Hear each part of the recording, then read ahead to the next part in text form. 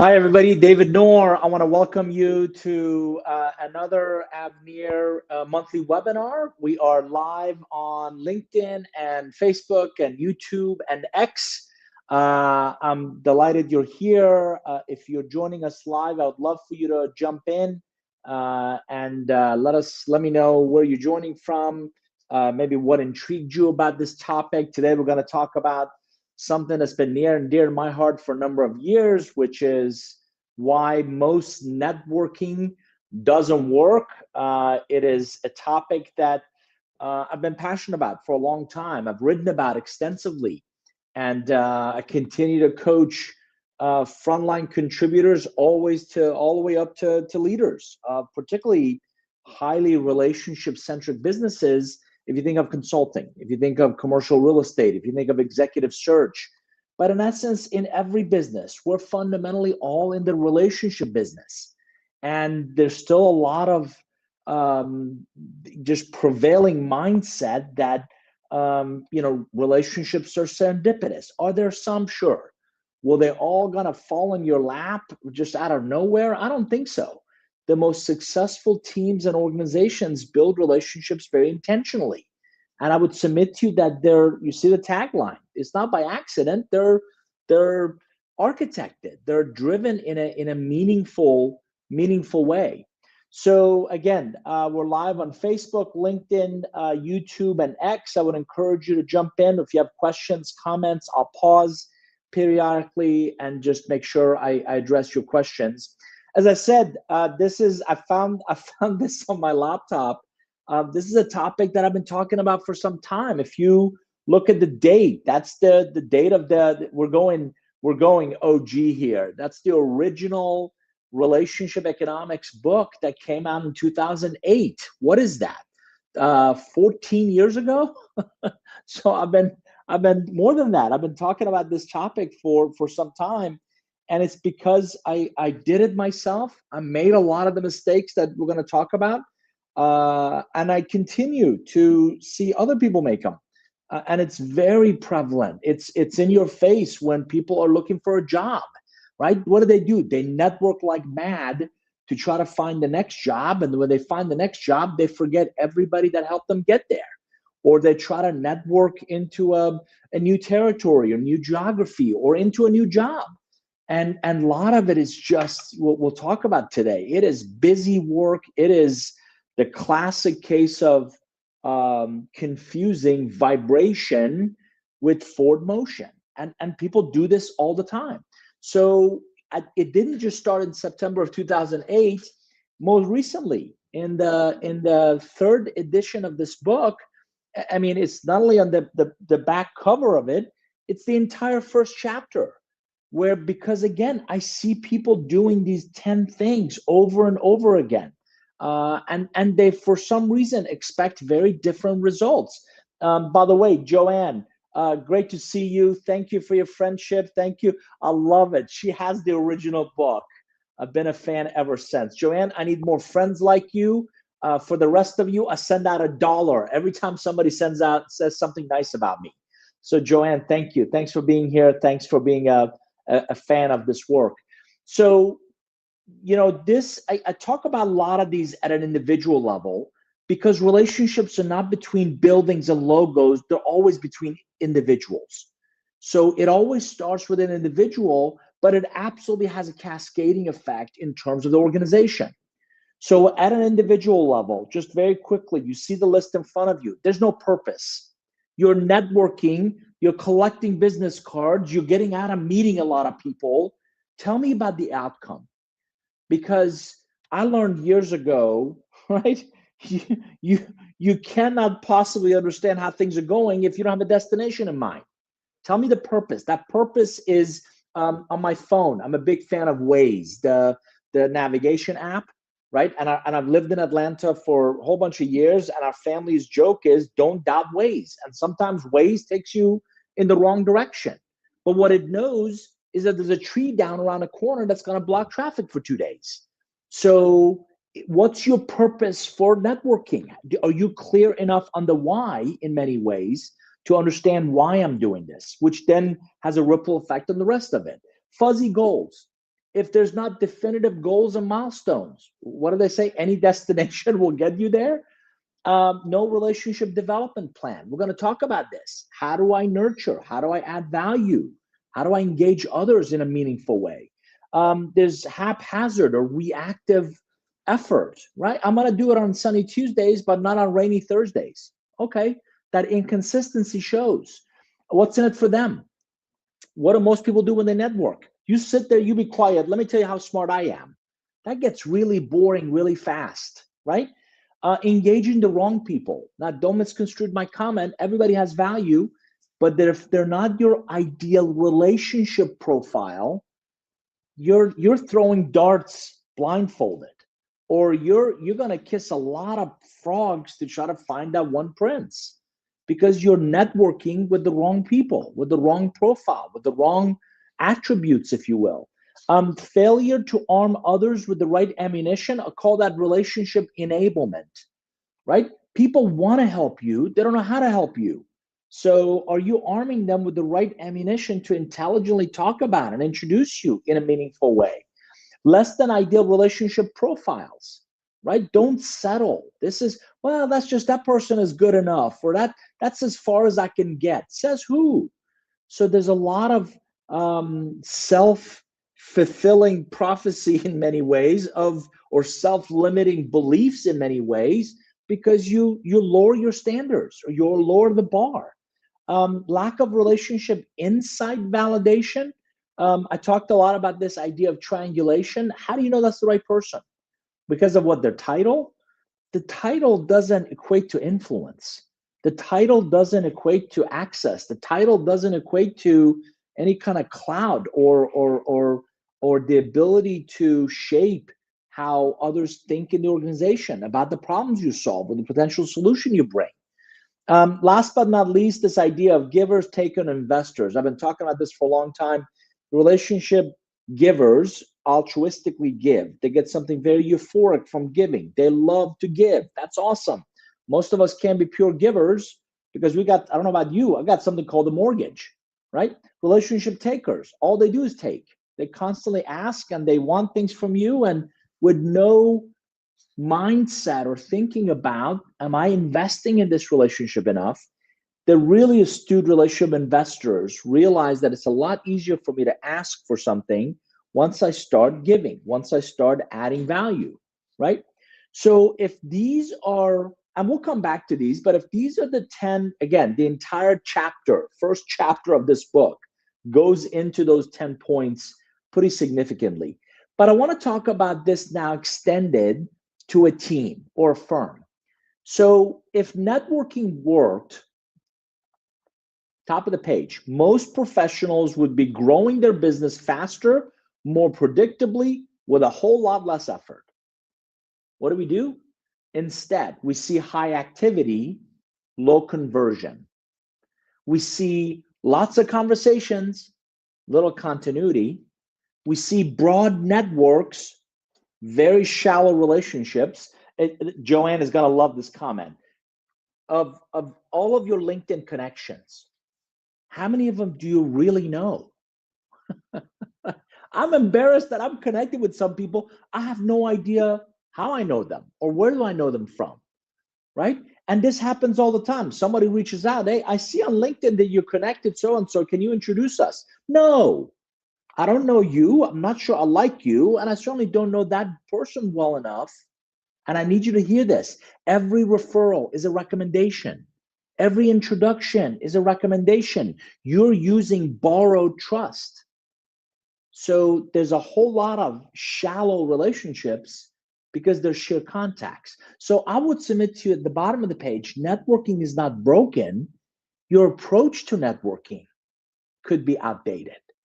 It could be what you tried even 2-3 years ago and it worked then, but the relationships are incredibly dynamic. By the way, how many spam emails do you get a day? And if I don't know you and you call me, I'm probably not going to pick it up. And I think most people are that way. So if it's getting more difficult to reach people, if it's getting more difficult to do cold outbound, right? The really astute professionals are back to hand relational combat. And you're competing for mind share first and foremost before you compete for wallet share. So the reality a lot of team leaders or organizational leaders are not talking about or don't want to say out loud is you attend a lot of events, you meet a lot of people, you might even follow up. But guess what? No real opportunities comes from all that activity. You belong to all these associations and organizations, and they have events all the time you go to, and the local and the regional and the national thing you go to, and no meaningful progression happens. No really sustained relationship momentum. So the underlying truth is your efforts without structure tends to contribute to noise, produce more noise, amplify more noise, add to more noise than it does real growth. And again, it's not your lack of activity. As a matter of fact, we're going to talk about that in a second. It's how do I translate that activity to, and I want you to start thinking about systems thinking.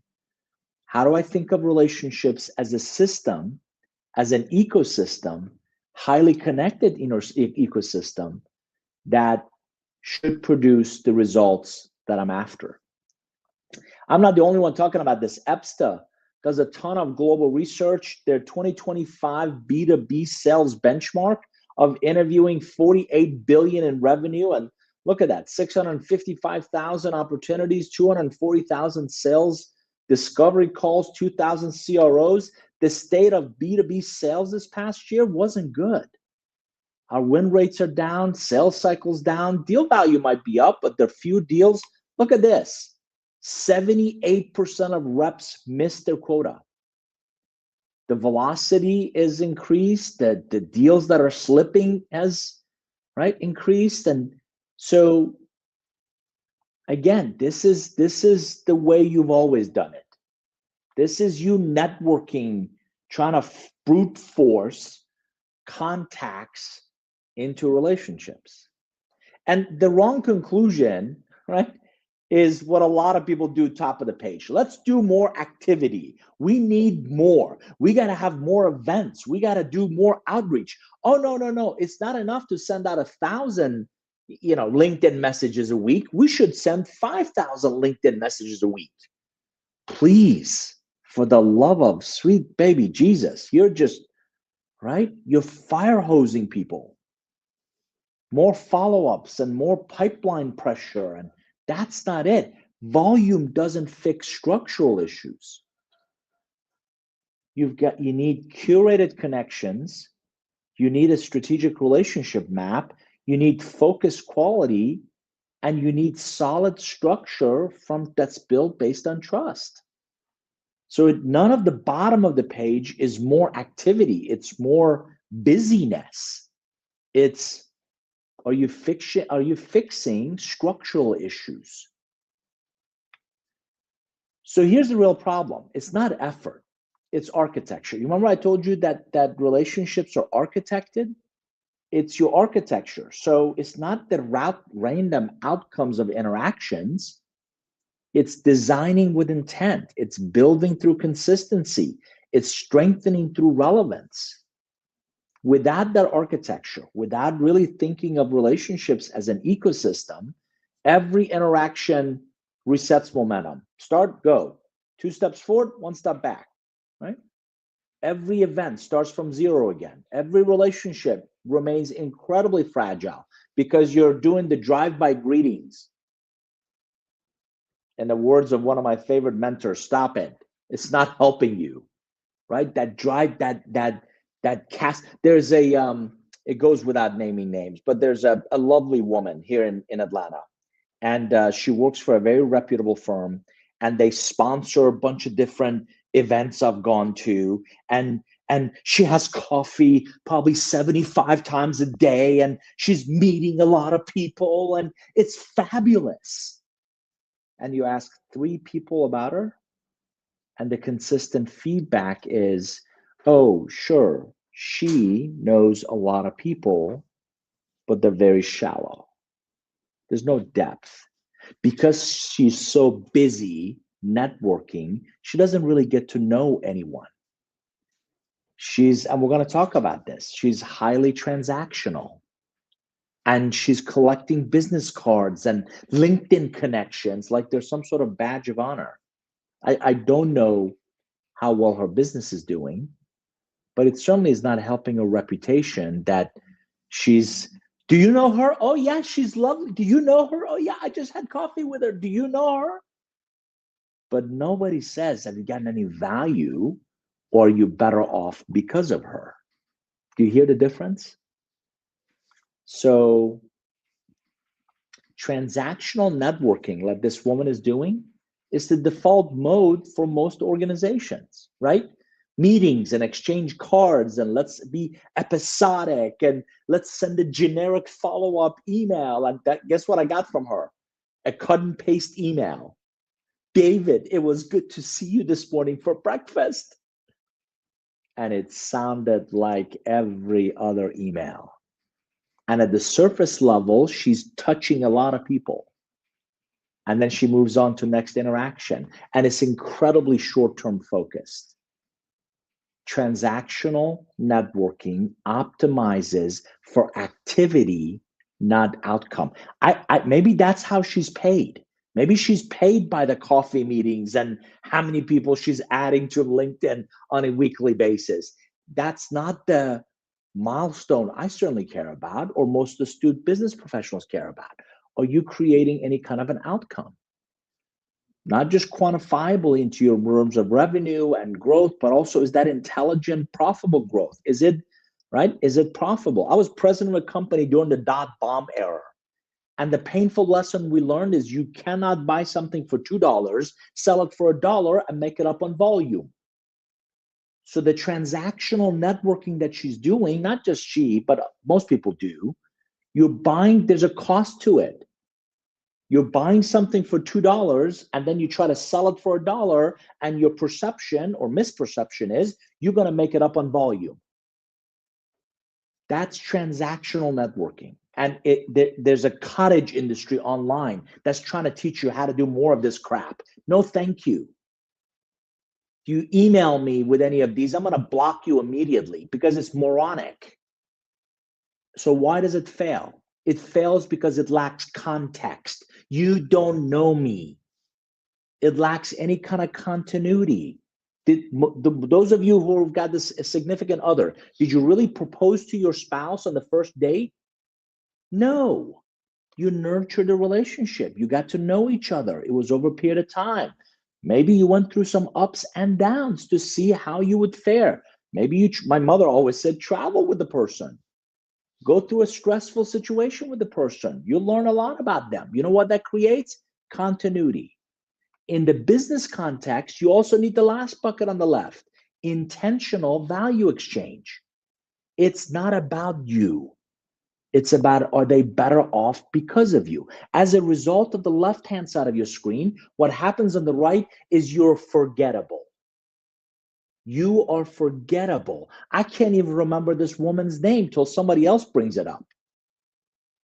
You're interchangeable. You know, the business she's in, I know 50 people in that business.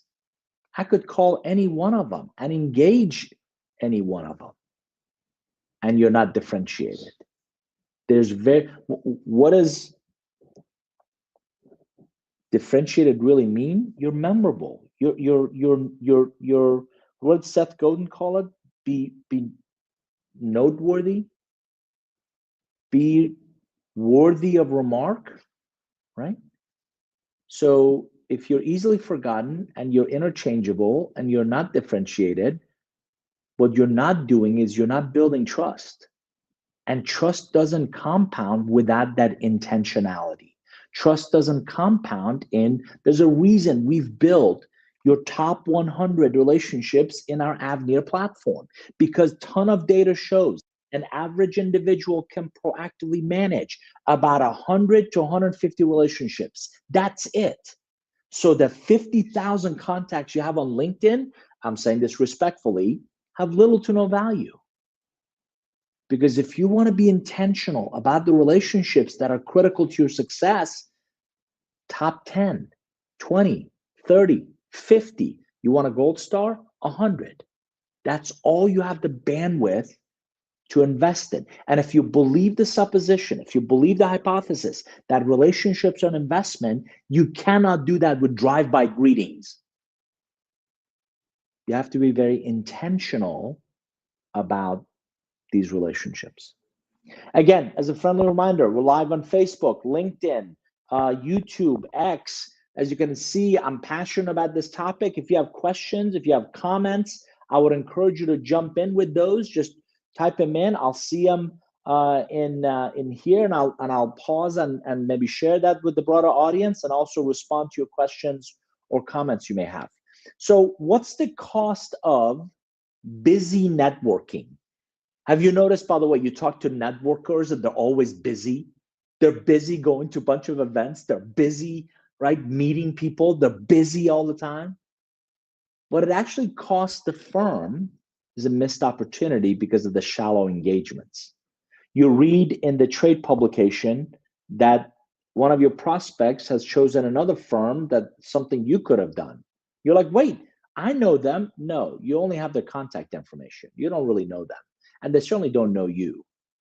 So missed opportunities from those shallow engagements is one of the biggest costs.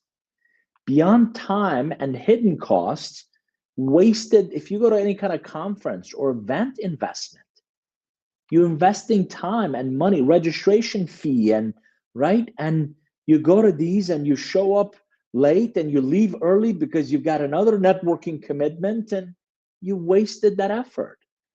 Partner fatigue, right? You have people that are, this is partners within a firm, that are, right, going to a lot of these events and they have nothing to show for it. And I would submit to you brand dilution. Because believe it or not, you are a brand ambassador of the logo that's on your business card. You're a brand ambassador of the logo that's on your LinkedIn profile. And if you're inconsistent with your follow-up, people begin to associate that inconsistency with that brand, with that organization. So if you network without that conversion, it's not neutral. It's actually, there's a diminishing return. It's actually expensive to do this. And again, a lot of people are very busy networking without really understanding the inconsistency problem. So those of you who have done this for a while know that business development is not typically institutionalized. Again, I'm very specifically referring to professional service firms, but this is relevant to a very broad audience as well, because every partner within the firm operates very differently, right? Different follow-up styles, different priorities, different levels of discipline. I spoke to one a couple of days ago. He said, look, I've got a two-pronged approach. I've got to both, bring in revenue from existing customers and net new, but also have to deliver. I have to deliver the work. We eat what we kill, and we got to deliver the work. So that creates ebb and flow, because when the projects are there, your business development kind of decreases. And then you finish those projects, you come up for air, and now you don't have anything else in your pipeline.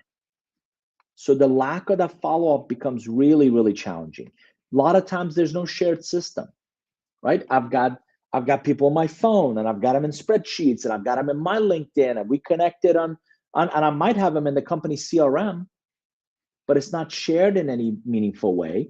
There's no cadence. There's no consistency. There's no milestones. There's no shared visibility. So what happens is firms scale, right? They struggle in scaling relationship-driven growth. That's what really suffers, is that relationship-centric growth. So a relationship planning framework that might be really helpful for you to kind of consider. Every strategic relationship in particular should answer these 4 questions. Why does this relationship matter? Right? And again, we in the platform, we've built something we call ideal relationship profile. This is someone that is greatly aligned with what I'm trying to do and how I'm trying to do it. Why does this relationship matter? What value can we create for them? What value can they create for us? And then what's our next intentional move? Be intentional. Relationships, if they're architected, should be consistent. It should be intentional. Because if you don't have a plan, if you don't have progression, you should have no expectations of a set of desired outcomes.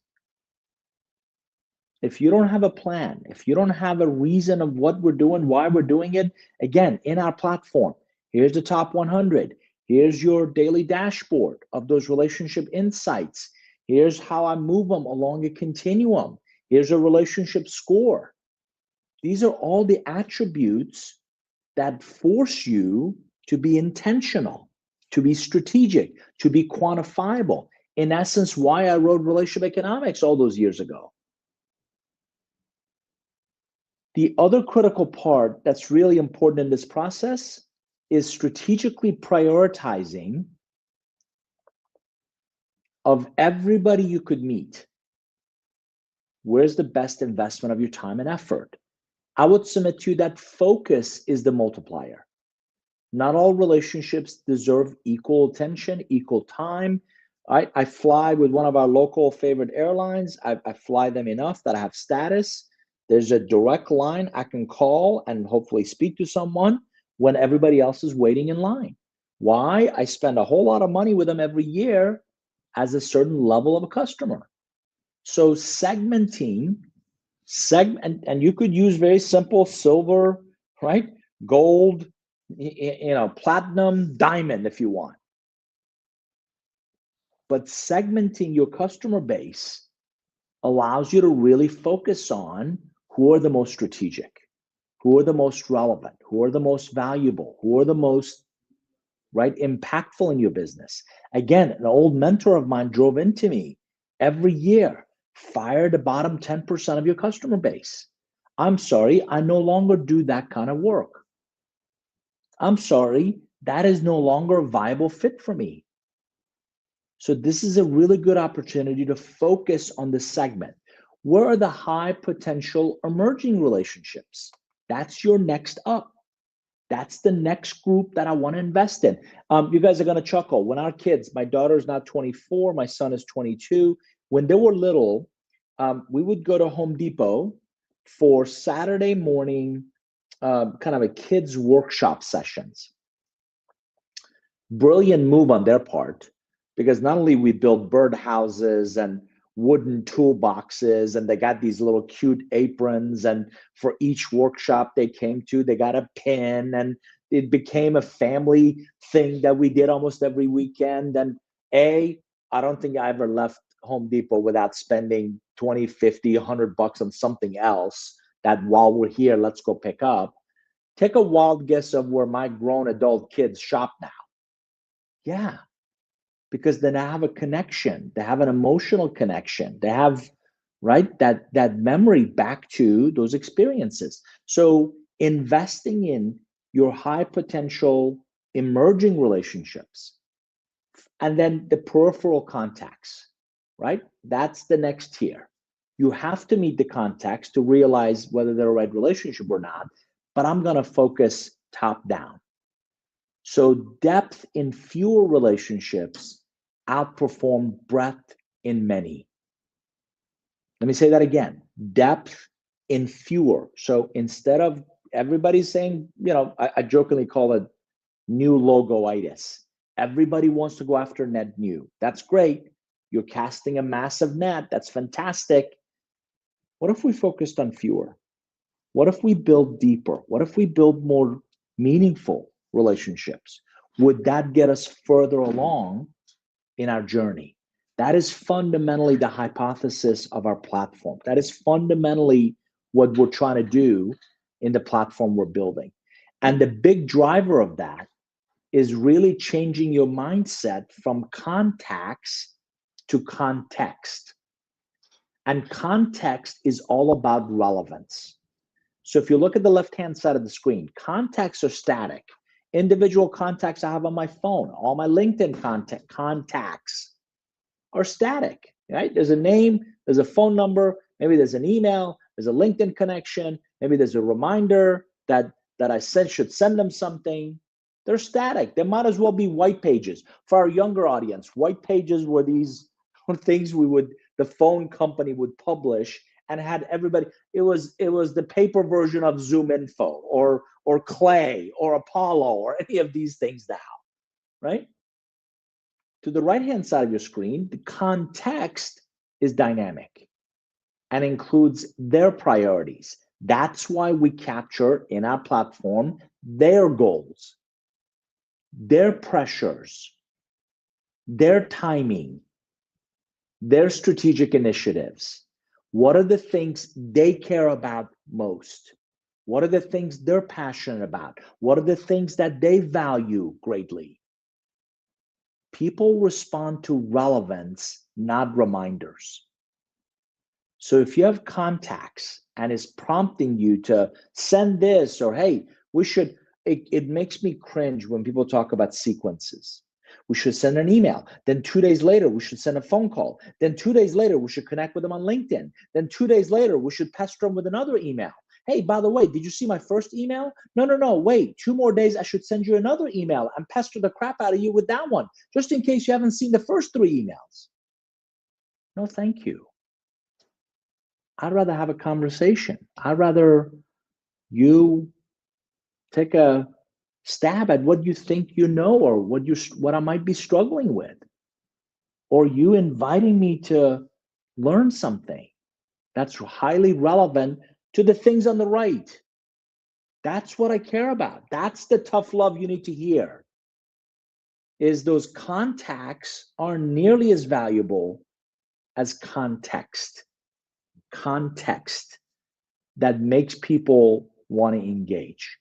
And if you think about it, for a long time, I played soccer. Both my kids played soccer. I coached soccer. I've reffed soccer. Soccer has been a big part of my life for a long time. I think if you've ever played these dynamic games like soccer, hockey, lacrosse, rugby, any of these games, I think you would agree 90% of the game is played when you don't have the ball.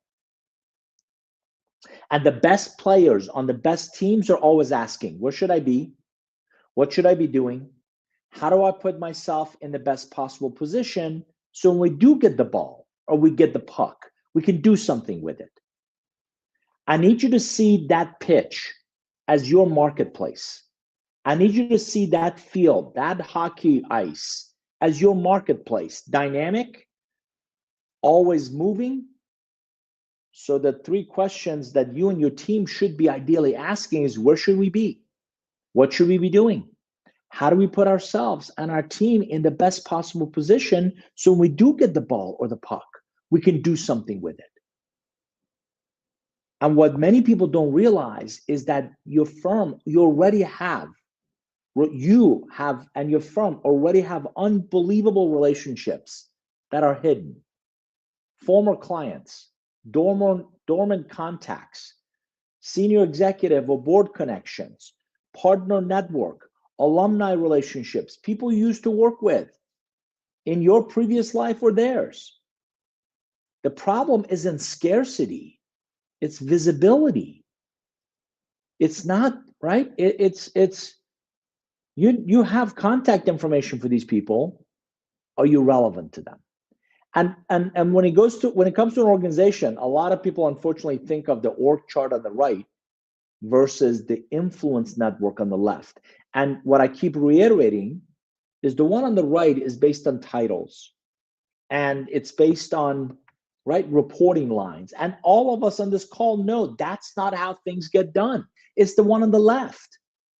Who are the connectors? Who are the experts? Who are the trusted advisors? Who are the thought leaders? Who are the decision or thinking shapers?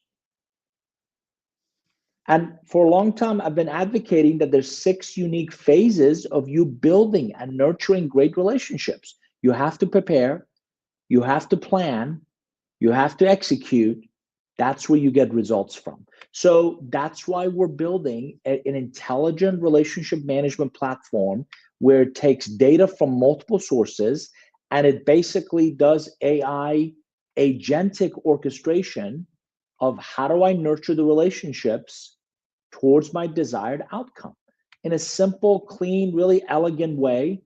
And as you've heard me talk about before, we're currently in beta and we have an early access partner program. So I would encourage you, right? We'll send you a follow-up email with a link to our relationship assessment. It looks something like this.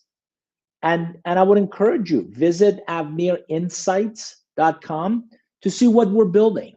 And if any of what I've shared today, it's useful to you, if it's helpful to you, I would encourage you request early access because this is how you'll be able to leverage this agentic kind of workflow that we've built that we believe will help you accelerate nurturing those relationships. And again, these webinars, I know this content.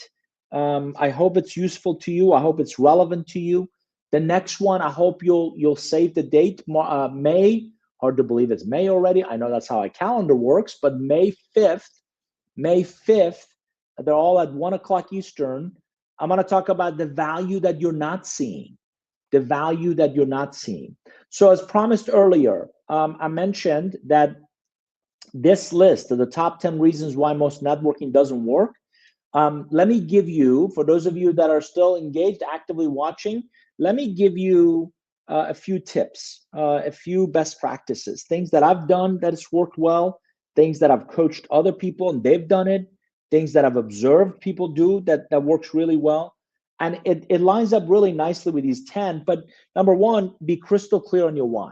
And it's not just, I'm trying to grow my business. Well, that business is a means to an end. What problems do you solve? What problems do you want to solve? How's your solution in a meaningful way, different, unique, interesting than others that you might be competing with? Again, you're competing for mind share. And if you ever tried pushing a rope, you know that it doesn't work. So how can you create gravity or pull?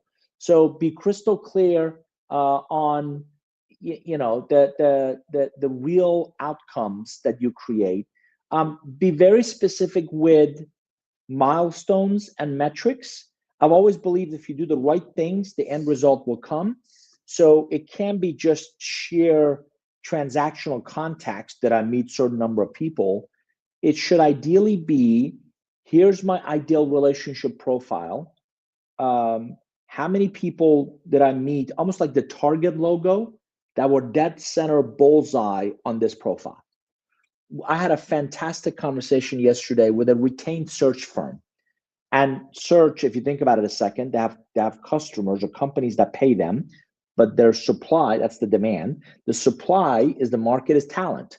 So they have to keep both sides, right, fairly engaged. So this well-respected retained search firm they're currently using a competing product. So of course I asked them why they're interested in us, because the competing product doesn't do what they needed to do. And they have one of the big CRMs, and they have a number of professionals that are very relationship centric. They've been very successful, and I've always believed your best customers have Frankensteined a potential solution, and it's exactly what they've done. So when they see our elegant way of how we're solving that, they're really interested. That's an example of, I know who I'm trying to date, and are the people I'm talking to, people engaging, are they close to, are they similar, are they lookalikes to my ideal relationship profiles? If not, why are you wasting cycles chasing someone that's just not a viable fit for you? Having a development plan, being consistent about how you do that, making sure you're intentional. So I'm very intentional about the events. I like my wife. I like my bed. I like my kids. So if I go to an event, I want to make sure that it's worthwhile. And I've done my due diligence and my homework on whether this is viable or not. What's in it for them? It's in your language. It's in your positioning. And I want you to think of yourself as a Sherpa or a guide. So a really good way to think about it is the person you're meeting wants to get to top of the Everest. You've been there. You know where base camp is. You know where to store the oxygen. You know when to ascend, when not to. Be that Sherpa. If you come to an event, if you come to a networking function, if you come to meet people with a heart of service, if you come to give and add value to them, and they feel that they're better off because of you, I guarantee, I promise you, I guarantee you, they will seek you out. I don't know about you. I'm just not that excited about cold calling. I don't want to cold call anybody. Hey, let me interrupt your day and what you're doing and things that are important to you to tell you all about me. No, thank you. I'd rather, right, people reach out through LinkedIn or an email. Hey, great meeting you at this event. Really enjoyed the insights you shared. Would love to get together for a cup of coffee. Which one would you rather deal with? So again, these are just some of the teasers. I would highly encourage you, if you are so inclined, buy the book, read the book. The entire first chapter are on these topics. Again, the next webinar, May 5th, on the value you're not seeing. But I hope this has been useful to you. I hope this has been of interest and value to you. I'm doing these webinars one a month. I hope, if it's a value, come join our early access partner program. avnirinsights.com is a really good place to learn more about that. And I always welcome your ideas and questions and perspectives. And you can follow me on LinkedIn. You can message me there, and I'm happy to respond. I also post on LinkedIn typically every morning at 8 a.m. Eastern. Even if I'm on the West Coast and I'm spending a lot of time out there, I make sure that 8 a.m. Eastern is when I post daily relationship insights, innovation insights, nuggets. I like using pictures and kind of adding some hopefully actionable nuggets to those. So you can follow me on LinkedIn and get some value from there as well. On behalf of our entire Avnir team, thank you for being here. I hope this was of useful value to you, and I look forward to seeing you next time. Thanks, everybody. Take care. All the best. Bye-bye.